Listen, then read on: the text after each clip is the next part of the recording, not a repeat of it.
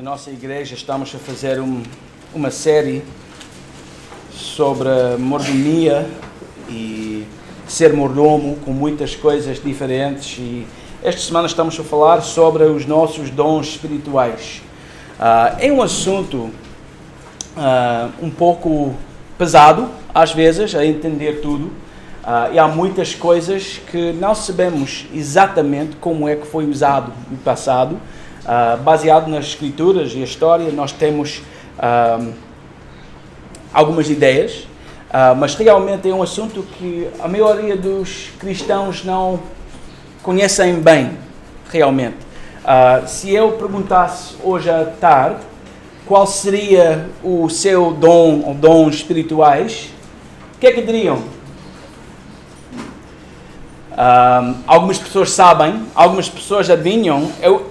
Antigamente eu fiz essa pergunta às vezes e as pessoas adivinharam coisas que realmente não eram dons, eram frutos do Espírito, não eram dons, uma diferença entre eles. Mas convém saber o que é, não é? Para ser mordomo do seu dom espiritual tem que saber qual é, não é? Tal como o tesouro ou dinheiro, para gerir bem, tem que saber quanto é que tem e onde é que precisa gastar e como. Não é? Mas o seu dom espiritual é assim também, tem que saber qual é para gerir bem como é. E nas passagens que vamos ler hoje, Paulo nomeia alguns dons. Há mais dons escritos no livro de Efésios capítulo 4 e 1 Pedro capítulo 4, mas por causa do tempo não vamos ver tudo hoje, mas eu queria fazer uma comparação convosco hoje entre Romanos capítulo 12 e 1 Coríntios capítulo 12, porque temos duas listas aí que ensinam muito para nós, na igreja, como nós devemos viver.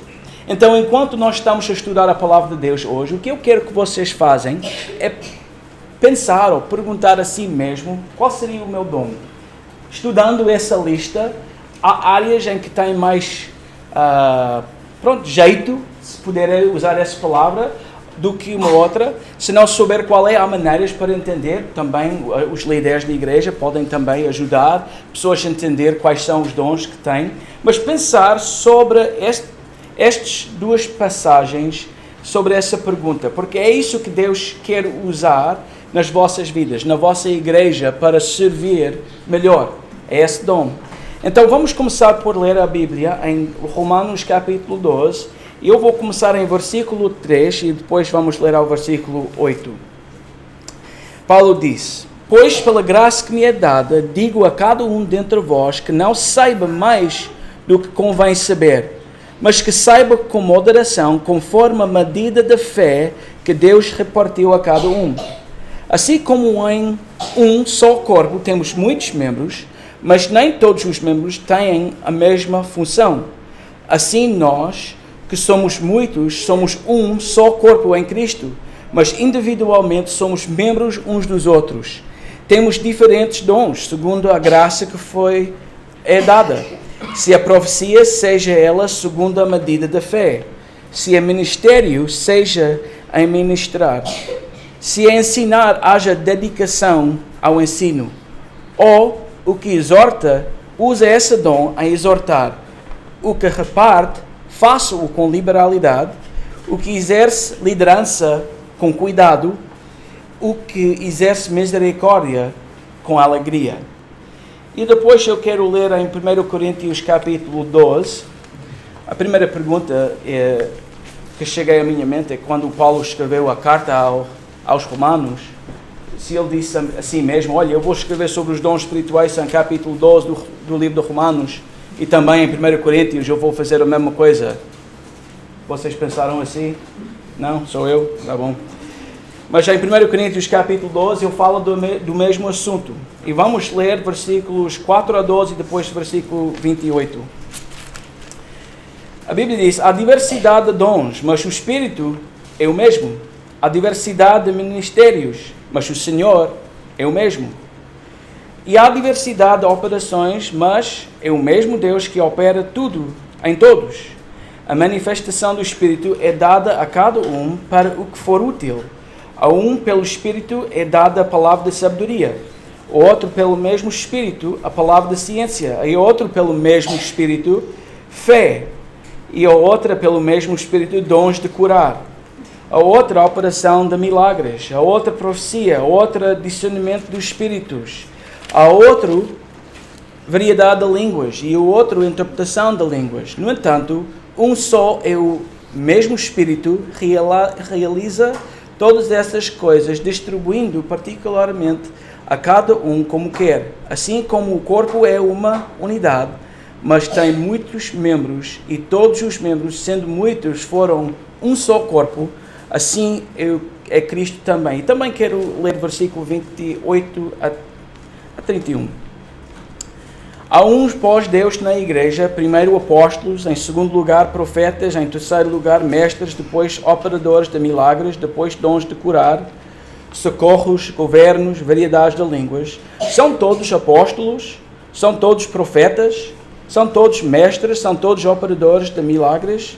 Têm todos dons de curar? Falam todos em outras línguas? Interpretam-nas todos? Portanto, procurei com zelo os melhores dons. E agora, eu vos mostrarei o caminho mais excelente. Enquanto nós estudamos passagens assim, às vezes, nas nossas próprias leituras em casa, nós lemos essa lista, pensamos um pouco sobre isso e depois deixamos, não é? Era algo que ele estava a falar com estes cristãos na cidade de Roma, ou Corinto. Mas também nós temos que ver como é que nós podemos aplicar isso nas nossas vidas. E quando estudarmos isso, nós temos que, decidir. Vou aceitar, vou procurar o dom que eu tenho, ou vou deixar ao lado essa passagem e estudar outra coisa.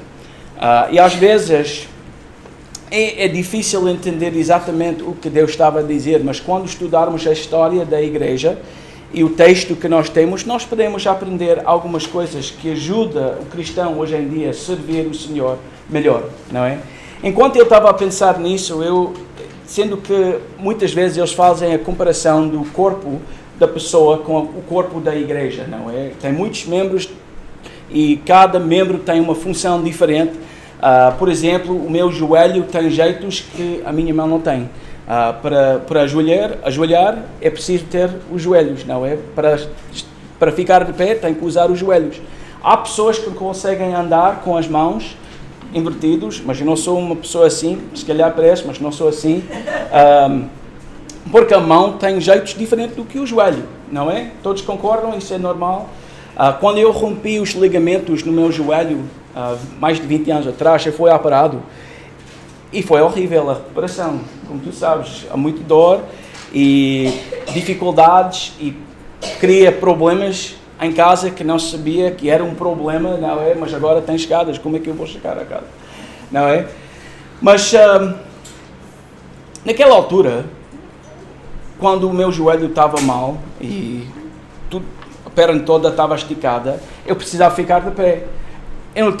O joelho nunca tinha que perguntar à minha mão, olha, eu preciso de ajuda para ficar de pé, os braços. Mas os dois têm que operar juntos para cumprir a minha própria vontade. Isso faz sentido? Quando o joelho está mal, os braços ajudam, não é? Porque o joelho não consegue. Mas depois, quando a mão tem problemas, vocês entendem a ideia, tudo tem que trabalhar juntos para conseguir o que Deus quer fazer. Isso aplica-se também na igreja. Cada pessoa, cada membro tem uma função. E cada membro tem que funcionar da maneira que Deus quer para ver fruto, não é? Na igreja. E ver a vontade de Deus feita. O joelho não tem vontade. Nem, às vezes, quando estava com dor, tinha vontade para não trabalhar. Mas o joelho também, a mão, estavam a fazer a minha vontade. Foi eu que mandei o que fazer. E tal como assim com Deus. É Ele que manda nas nossas vidas e tem que fazer da maneira que Ele quer. Então, a igreja, sendo o corpo de Cristo, tem que ser assim. Quando uma pessoa sofre, todos sofrem. Quando há algo ou alguém precisa de alguma coisa, é natural ajudar. Quando alguém está a passar por dificuldades, há pessoas na igreja que vão ao lado dessa pessoa para consolar, para ajudar, para encorajar essa pessoa, não é? Se alguém faltar, comida, dinheiro para pagar uma conta. É natural que a igreja quer apoiar e servir assim. Então hoje eu quero examinar as duas passagens e encorajar cada um de vocês na área dos dons espirituais para ver o que é, não é? Qual é o seu dom. Então, para começar, a segunda pergunta que eu tenho, porque a primeira era sobre os capítulos, a segunda pergunta é: por que é que as duas listas são diferentes? Já pensaram nisso? Por que é que Paulo escreveu assim em Romanos e escreveu outra coisa em Coríntios? A resposta curta é porque Paulo está a falar sobre situações diferentes, com pessoas diferentes, que quer dizer que tinham um propósito diferente com a carta que ele escreveu. Então vamos ver Romanos capítulo 12, primeiro capítulo 12, versículos 4 a 8. Quando Paulo escreveu essa carta à igreja em Roma, ele escreveu a uma igreja que foi composta dos judeus e gentios, não é? Então havia diferenças culturais na igreja, então ele estava a lidar com essas coisas, então precisava de ser sensitivo a isto.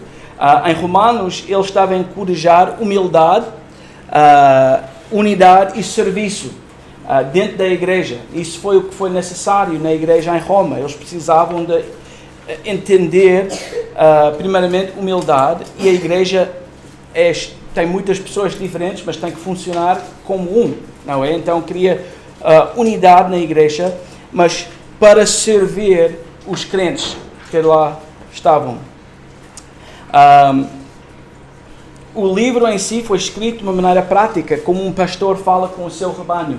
Eu conheço algumas pessoas aqui nessa igreja, mas eu não vou falar especificamente com vocês sobre as situações certas nas vossas vidas, porque não sei bem o que é que se passa nas vossas vidas. Mas na minha igreja eu sei, ou conheço a maioria das pessoas, então eu sei onde é que trabalham, onde é que eles vivem, eu sei as situações nas suas vidas, então eu vou falar com eles um pouco diferente do que eu falo com alguém que eu não conheço bem. Estão a ver? Então aqui ele estava a falar com a igreja em Roma como se fosse o pastor. Coisas práticas. E também no livro de Romanos ele disse que os dons promovem funcionamento na igreja diariamente, não é? Mas em 1 Coríntios capítulo 12 não foi bem assim. Vocês sabem que a igreja em Corinto tinha muita divisão, tinha pecado, havia pessoas com orgulho que criaram problemas com os outros, havia um grupo de pessoas que acharam que eram os melhores cristãos. Nós chamamos elitismo espiritual. Eles, pronto, serviram melhor do que os outros, então eram mais importantes do que os outros. Isso existia nessa igreja. Mas também havia outros pecados que Paulo mencionou enquanto ele escreveu essa carta. Então ele escreveu a carta à igreja em Corinto, corrigindo o uso indevido e a ênfase exagerada em certos dons, sobretudo das línguas. Eles estavam a usar os dons de uma maneira errada, não é? Eles estavam a fazer comparações entre os dons e esse dom é melhor do que aquele dom. Então nós vemos ao longo do livro que havia esse problema, essa divisão. O livro foi escrito de uma maneira corretiva e teológica. Então Paulo sublinha que todos os dons promovem o mesmo, o Espírito, e destinam-se ao bem comum. É o que ele disse, não é? Quando ele estava a ler aqui em 1 Coríntios, vocês perceberam como ele falou aqui? Um, pelo Espírito é dada a palavra da sabedoria, outra pelo mesmo Espírito, a palavra da ciência, e outro pelo mesmo Espírito, fé, e outro pelo mesmo Espírito, dons de curar. É necessário realmente repetir isso muitas vezes? Foi nessa igreja, porque eles estavam a entender mal o uso dos dons. Eles estavam a dizer, olha, essa vem do Espírito, essa foi outra coisa qualquer. Então criou divisão entre o grupo. Os coríntios estavam a exaltar dos dons mais queridos, como ele disse no final do versículo 31, como milagres e línguas. Então ele estava a pedir unidade na igreja. Então os dois livros foram escritos de uma maneira diferente, então isso faz uma diferença na maneira que nós entendemos o que ele escreveu. Isso faz sentido? Eu gosto de participação, então isso quer dizer sim, isso quer dizer, não, isso não faz sentido. Eu digo outra vez, de uma maneira diferente, se calhar pior, não é? Mas há outras coisas importantes que temos que lembrar enquanto nós estudamos essas listas. A lista dos dons, em Romanos 12 e 1 Coríntios 12, Efésios 12 e 1 Pedro 4, são todos diferentes. Então, Paulo e Pedro queriam que o foco estivesse na sua diversidade e flexibilidade, que deram poder à igreja para investir nas pessoas que Deus trouxe à igreja, não é? Porque cada situação é diferente. Uma igreja passa por isso, outra igreja passa por outra coisa qualquer. Então, o Espírito precisa trabalhar no meio daquela igreja local. Então, ele queria flexibilidade e diversidade nos dons. Os dons foram dados para servir o corpo de Cristo. Não foram dados para exaltar uma pessoa qualquer, não é? O corpo da igreja é diversa, mas unificada. Então a igreja deve ter essa unidade enquanto segue o Senhor. Tudo funciona para cumprir a vontade da igreja, naquela cultura, sem pecar. Mas o que ele queria mostrar ao longo destes 4 livros é que amor, humildade e cuidado mútuo são mais importantes do que o dom em si. E é importante lembrar isso enquanto estudarmos as duas passagens. E antes de começar, Paulo, antes de começar com a lista que ele deu aqui em Romanos, ele deu uma exortação à humildade às pessoas. Ele fez isso em versículo 3 de Romanos capítulo 12. Ele disse: pois pela graça que me é dada, digo a cada um dentre vós que não saiba mais do que convém saber, mas que saiba com moderação, conforme a medida da fé que Deus repartiu a cada um. Então, Paulo, e lemos Atos capítulo 26 para iniciar o culto. Atos capítulo 26 é um dos melhores capítulos no livro de Atos para mim. Eu gosto muito de ouvir o testemunho do Paulo, e a maneira que Deus falou diretamente a ele no caminho ao Damasco, não é? Eu gostava de estar com esse grupo no dia que Deus falou diretamente com ele. Mas o Paulo tinha muita autoridade, não é? Foi apóstolo, escolhido por Deus para fazer um propósito. Mas ele inicia esse versículo por dizer que é pela graça que somos salvos, por meio de fé. E realmente todos nós somos salvos da mesma maneira, não é? Mas aqui em Gálatas capítulo 1, Paulo disse: mas faço-vos saber, irmãos, que o Evangelho por mim foi anunciado, não eu segundo os homens, porque não o recebi nem aprendi de homem algum, mas pela revelação de Jesus Cristo. Então, se puder ter alguém com orgulho, podia ter sido o Paulo, não é? Porque Deus falou diretamente com ele. Ele não recebeu a salvação através da pregação de um homem, recebeu a salvação porque Deus falou diretamente com ele. E em versículos 15 a 17, no mesmo capítulo em Gálatas, ele disse: mas quando aprova Deus, que desde o ventre da minha mãe me separou e me chamou pela sua graça, revelar seu Filho em mim, para que eu pregasse entre os gentios, não consultei nem carne nem sangue, nem tornei a Jerusalém a ter com os que já antes de mim eram apóstolos, mas parti para a Arábia e voltei outra vez a Damasco. Então, realmente, ele foi discipulado por Jesus Cristo. Ele aprendeu o Evangelho e foi enviado. Mas ele está a dizer aos romanos, aqui em versículo 3, que a graça que ele recebeu é a mesma graça que os outros receberam. Então a perceber? Então, ele deu uma chamada à humildade. No texto, Paulo disse que todos receberam graça que ninguém merecia, que Deus escolheu Paulo antes da fundação do mundo. Então, depois disso, depois de falar sobre a graça, ele disse que todos têm que fazer uma autoavaliação adequada sobre a sua vida. Ele disse: não saiba mais do que convém saber.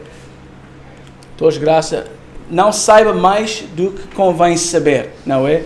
Há muitas pessoas que pensam muito sobre a si mesmo, não é? Eu sou tal, não é? Eu sou tão esperto, eu sei muita coisa, eu sou um bom pregador, a minha casa está tudo perfeito, não é? Há pessoas que pensam de si um pouco mais do que deveriam. Então, antes de começar a falar dessa lista, eu queria que todos pensam assim: não saiba mais do que convém saber. Pensa antes de continuar.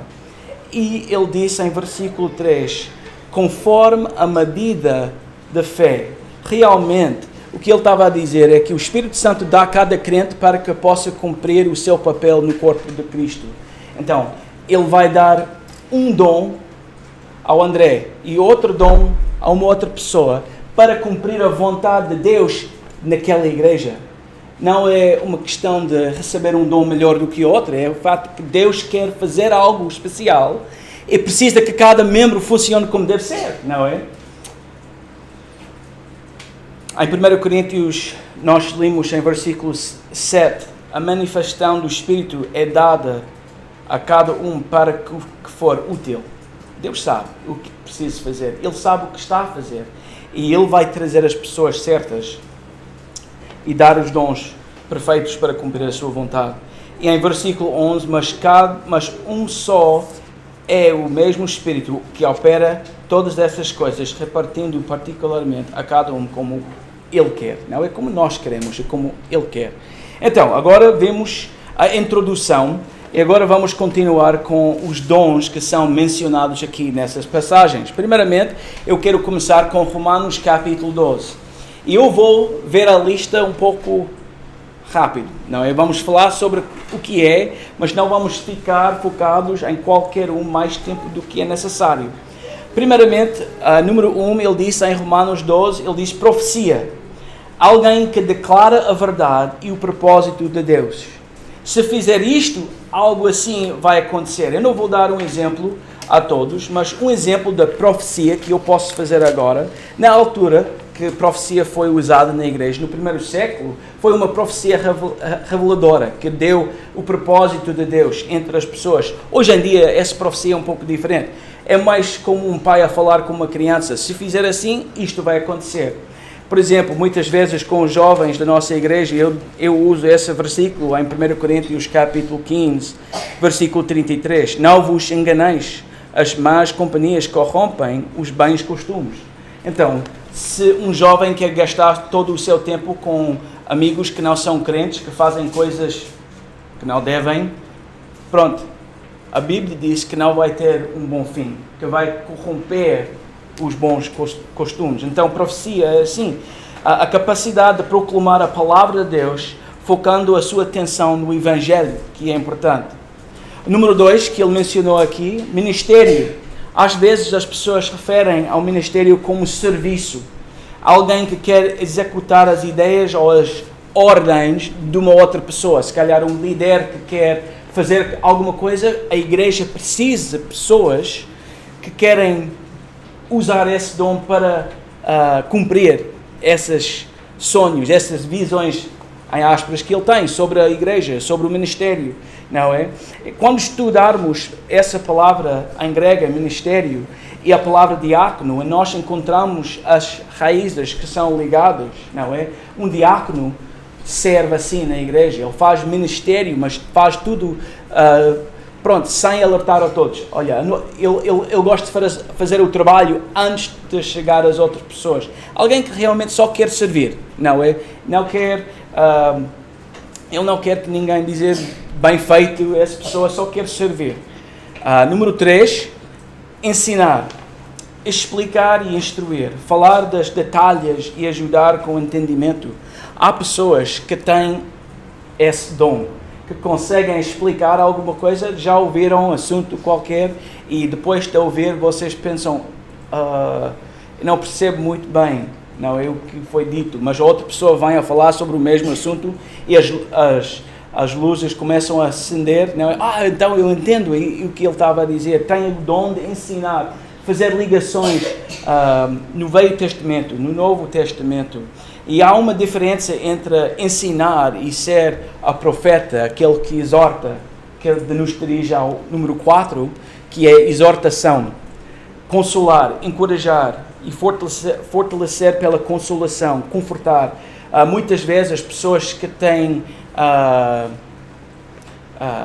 que gostam de fazer aconselhamentos bíblicos são pessoas que têm esse dom. Eles exortam, fidelidade nas pessoas, encorajam nas alturas difíceis da sua vida, ajudam a pessoa a crescer a sua fé e entender melhor o que Deus quer fazer com a sua vida. Número 5, dar.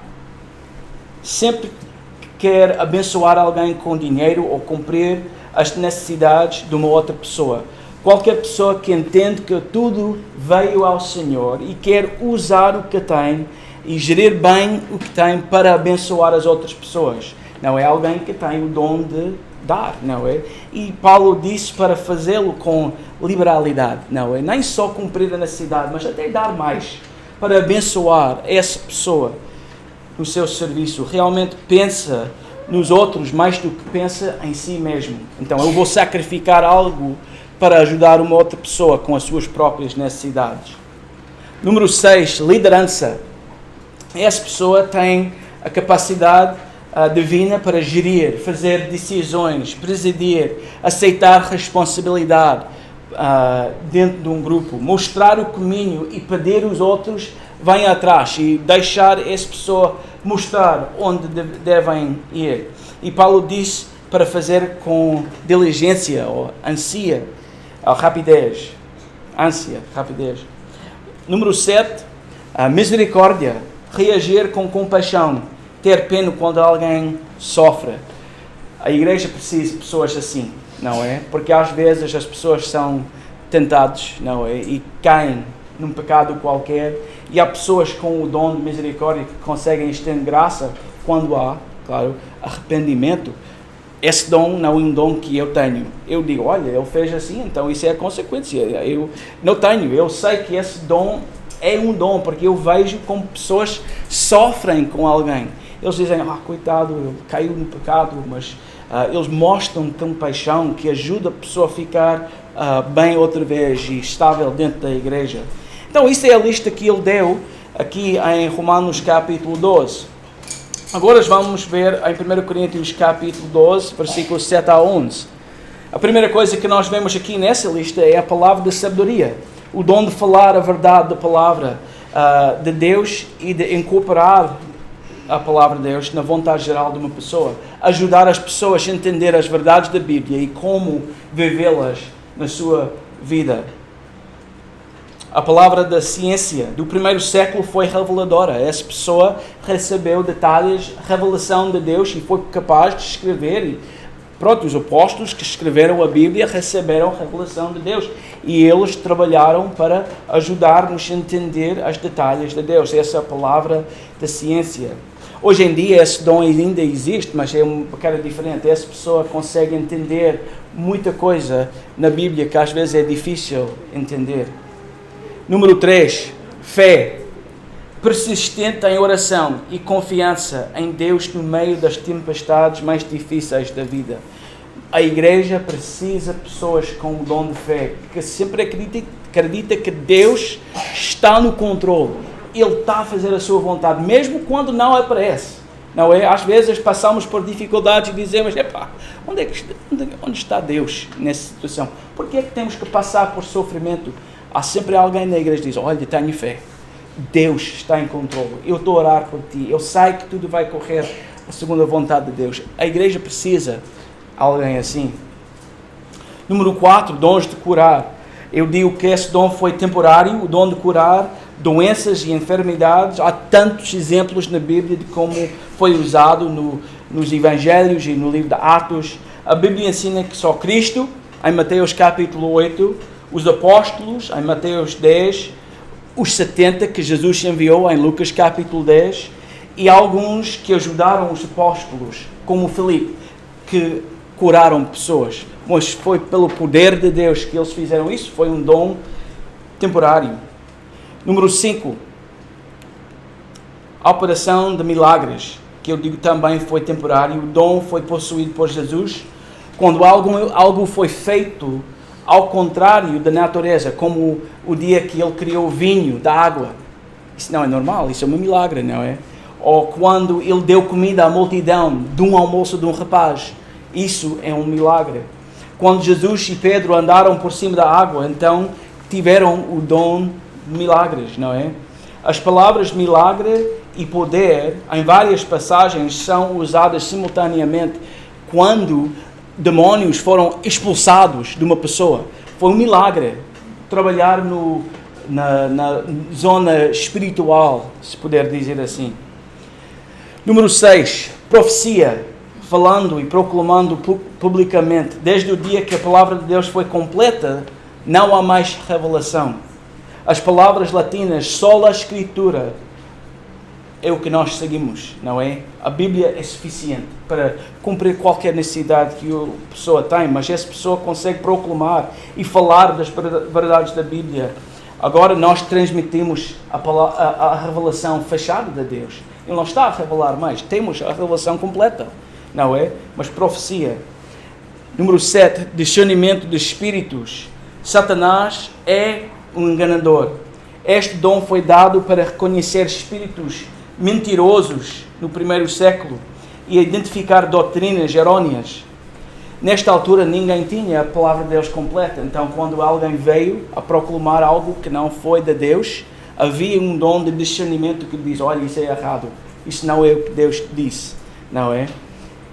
Ou para entender as doutrinas que eram erradas. Hoje em dia há pessoas que conseguem perceber ou ouvir a voz de pessoa ou perceber quem uma pessoa realmente é. Vocês sabem, às vezes, não sei sobre a vossa igreja, mas às vezes temos pessoas que chegam à nossa igreja com mensagens espetacular, não é? Têm revelação, querem ajudar a nossa igreja, querem servir, querem... Pronto. Há pessoas que têm o dom de discernimento que dizem, olha, a Bíblia não ensina essas coisas, então temos que ter cautela com essa ideia. Número 8, a variedade de línguas e a interpretação de línguas, também temporário. O uso das palavras normais, falando numa língua estrangeira, e a tradução que veio do Espírito, como Atos capítulo 2. O que nós temos e temos visto hoje em dia nas igrejas, isso não é o dom da língua. Isso é, na minha opinião, do diabo, para criar confusão nas igrejas e tentar criar mais revelação. Se quiserem estudar mais em 1 Coríntios capítulo 14, ensina mais sobre isto. Número 9, apóstolos escolhidos e enviados por Jesus. Hoje em dia não há apóstolos. Os apóstolos foram usados na fundação da igreja. Havia os 12 e mais Paulo e Matias, mas não havia mais. Os apóstolos agora não existem. Às vezes os missionários têm o dom do apóstolo, porque levam uma mensagem da sua igreja a outro sítio, outro país, outra zona qualquer, e proclamam a mensagem de Deus, mas não são apóstolos. Temos exemplos na Bíblia como Barnabé, Silas, Timóteo, que eram pessoas que fizeram mesmo isso, levaram uma mensagem da sua igreja a outro sítio, porque queriam testemunhar e evangelizar o mundo.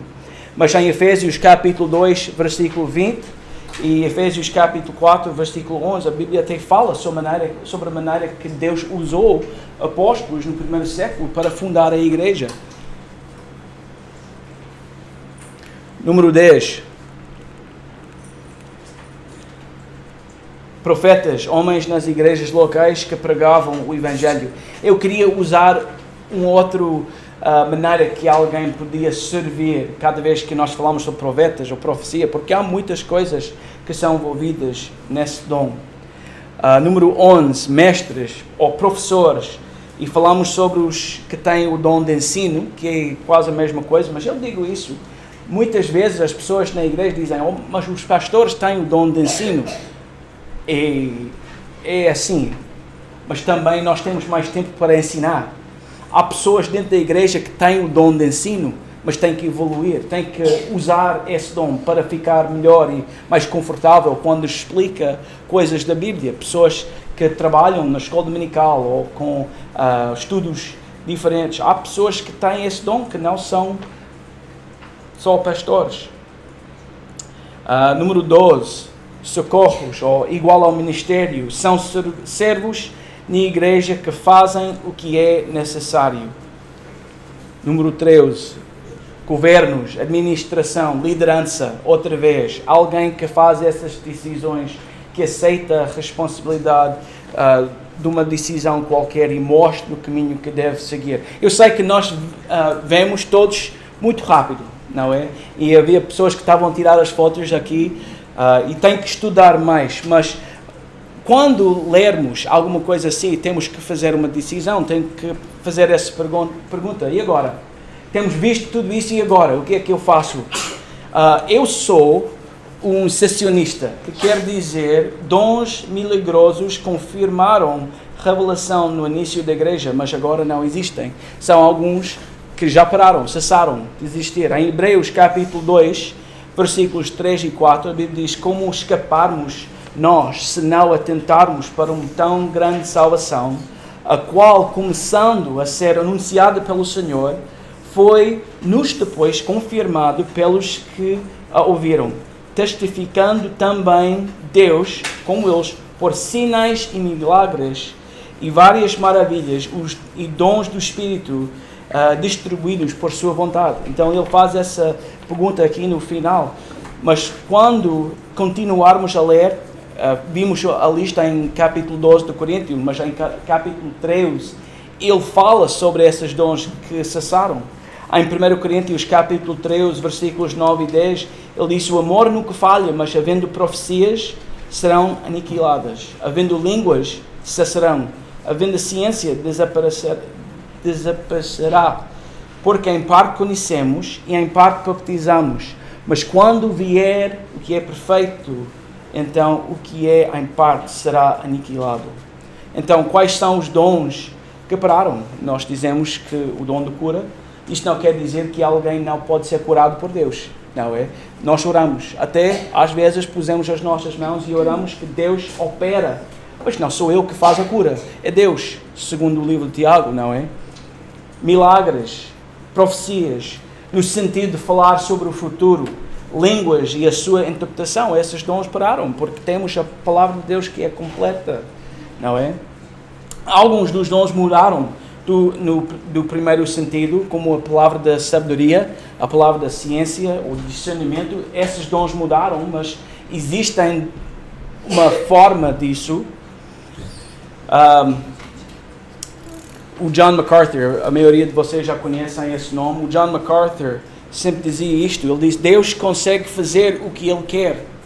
Não está constrangido com a nossa teologia, mas o normal hoje em dia é a suficiência das Escrituras. Então, o que é que isso quer dizer? Isso quer dizer, se Deus quiser usar o dom de cura, ou milagres, ou profecia, ou línguas, a sua interpretação, podia, é Deus. Ele não está constrangido com a nossa teologia. A teologia que nós temos é nossa. É baseado na palavra de Deus. Mas eu sei que, às vezes, Deus faz coisas extraordinárias nos outros sítios que só pode ser explicado por Deus, não é? Porque Ele vai fazer a sua vontade, vai cumprir a sua vontade, não é? Então, qualquer coisa que Ele quer fazer, pode fazer. Não está constrangido com a teologia como nós.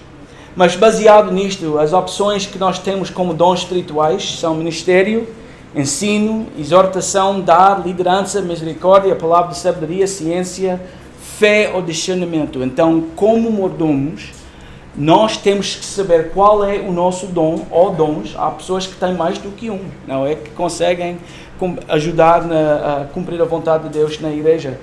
E quando souber o que é, temos que praticá-lo e usá-lo na igreja local para servir o Senhor. E quando fizermos assim, Deus recebe a honra e glória que Ele merece. Então quero concluir lendo algo que eu encontrei sobre os dons espirituais. Ser um bom mordomo ou administrador do seu dom espiritual começa com a descoberta do que Deus lhe deu através do Espírito Santo. Estes dons não são talentos ou capacidades aleatórias. São capacitações divinas destinadas a edificar o corpo de Cristo. As Escrituras são claras ao afirmar que os dons espirituais foram dados para o bem comum da igreja, o que nós vimos em 1 Coríntios, e devem ser usados principalmente dentro da igreja, onde Deus os projetou para funcionar em unidade com outros crentes.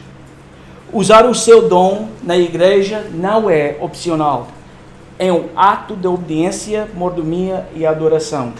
Embora seja bom usar os seus dons noutras áreas da vida, como o seu trabalho, ou em casa, ou na sua comunidade, estes usos são secundários ao propósito ordenado por Deus na vida e na missão da igreja.